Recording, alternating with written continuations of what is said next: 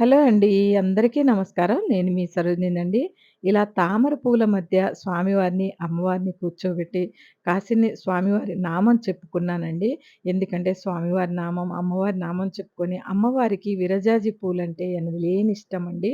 అమ్మవారికి విరజాజి పూలంటే చాలా ఇష్టమండి. ఎందుకంటే సువాసనగా ఉండే ఏదైనా పువ్వంటే అమ్మవారికి ఇష్టమండి.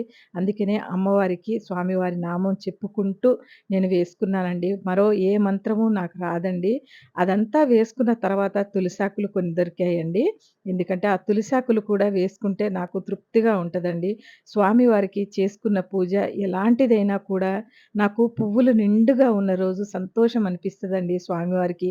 తులసి, పువ్వులు, దండ దొరికిన రోజైతే నాకు పండగే పండగండి. ఇదంతా పని చేసుకున్న తర్వాత నాకు తృప్తిగా ఉంటదండి. ఇవన్నీ చూసుకున్న తర్వాత ఇంట్లో నాకు వీడియో లేనప్పుడు కూడా ఇదే అలవాటండి. ఇలా నిండుగా నాకు మందిరంలో స్వామివారికి దండ వేసుకోవాలి. ప్రతిరోజు నా స్వామివారికి దండ దొరకాలని మాత్రం అనుకుంటానండి. ఏదేమనుకున్నా అనుకోకపోయినా.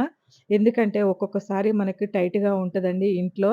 అలా ఉన్నప్పుడు కూడా స్వామివారికి దండ దొరికితే చాలు నాకు మందిరంలో ఎప్పుడు కూడా స్వామివారు కళకళలాడుతూ ఉండాలనుకుంటానండి. అలాగే స్వామివారు ఏదన్నా ఒకరోజు లేని రోజు నేను ముత్యాల మాల వేసుకుంటానండి స్వామివారికి. కానీ ఇలా మాల వేసుకున్నప్పుడైతే తృప్తిగా ఉంటదండి. ఆ నిండుగా మాలలో పొద్దంతా స్వామివారిని నేను ఎన్ని సార్లు చూస్తానండి. అందుకే ఎర్ర నీళ్లు తీసేస్తానండి నేను అప్పుడప్పుడు. నా దిష్టి తగలకుండా స్వామివారికి ఇలా పువ్వుల మధ్య మంచిగా తులిసాకుల మధ్య స్వామివారు ఆ తామర పూలలో అమ్మవారు ఎంత కళకళలాడుతున్నారండి జంటైతే మాత్రం వీడియో చూస్తే